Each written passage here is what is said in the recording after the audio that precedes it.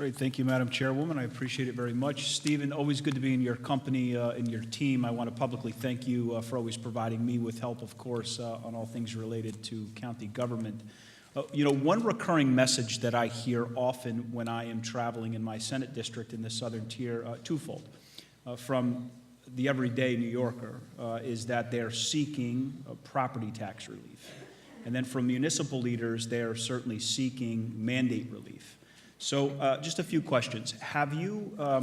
What is your personal feeling about the property tax cap? Do you think that the cap has been successful? I think the state's focus on property taxes was the right one, and the property tax cap has served a very important and useful purpose for New Yorkers. So in 2012, when that was implemented, long before I got here, as you well know, I'm only in my second year, during that conversation about the property tax cap, there was a pledge to provide mandate relief. Has Albany provided that mandate relief as proposed, or quite frankly, as promised, rather? No, and things have gotten worse since the state imposed the property tax cap. The pledge was to implement mandate relief to help reduce the cost of mandated programs in the communities. What the state did, and we appreciate it sincerely, as do the local government officials, was they capped future costs. So it was cost avoidance that the state put in place a Medicaid cap, a new pension tier. But there was never a law that was passed to begin to provide true unfunded mandate relief. So from where you sit, for the people the members that you represent, is there any one single issue that the people that you represent would like to see the state legislature do to provide that true mandate relief? Well, Medicaid is the largest mandate. It continues to consume nearly $8 billion, $2 billion upstate, $6 billion in New York City. Look, this is a very diverse state. Wayne County, Cattaraugus County, very different than Nassau, Suffolk, and New York City. We have very, very rural and aging populations in the Southern Tier, Western New York, all over the state and the North Country, very sparse populations up there. For these communities to sustain the level of Medicaid contribution that they make and provide emergency public safety services, recruit emergency medical personnel for ambulance services, 911 services, is going to prove to be very, very difficult. The state should continue its focus to help relieve the local share of Medicaid. So if I suggested to you that the state legislature, state government as a whole took over the county's share of Medicaid expenses, would that sit well with the members that you represent? Absolutely.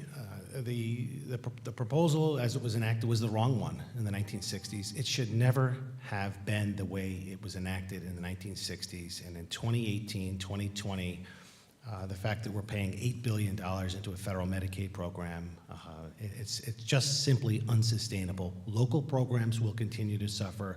Our senior service programs, our ability to fix our roads and bridges, provide veterans programs, community-based programs will all suffer unless we can continue to focus on it. It shouldn't be that we just want to cap the growth. It should continue to be a focus on how can the state continue to address this at the local level.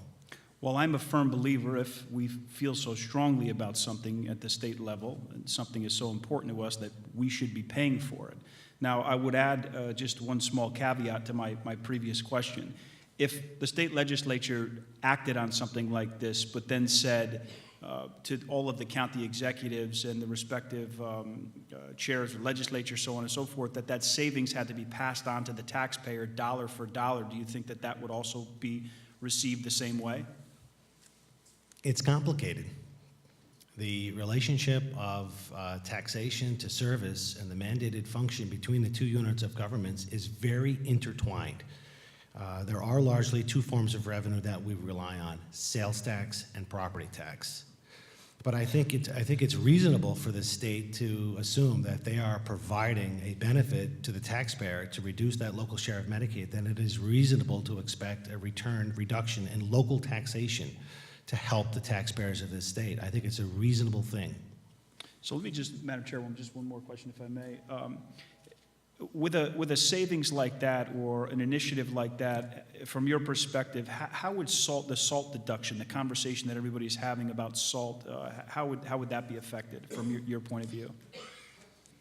Well, first of all, I commend the governor for protecting the interests of the state, and I commend the state Senate enacting legislation recently, the past few weeks, to implement state tax code changes.